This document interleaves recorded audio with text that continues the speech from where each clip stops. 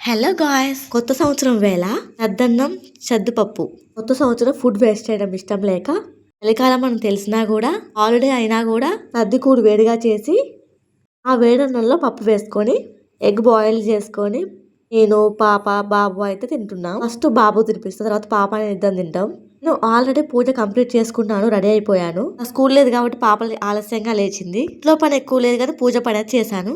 సంవత్సరం ఎలా ఉంటే ఆ సంవత్సరం అంతా అలాగే గడుస్తుందని మంది నమ్మకం, అపోహ, భ్రమ ఇంకేమన్నా అనుకోవచ్చు. నేనైతే అవన్నీ నమ్మనండి. నాకు తెలిసిందల్లా హాలిడే రోజు రెస్ట్ తీసుకోవడమే.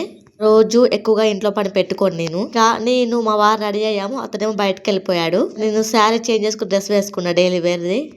మరి పిల్లలిద్దరిని రెడీ చేయలే కదా, ఇద్దరికి స్నానం చేపించాను.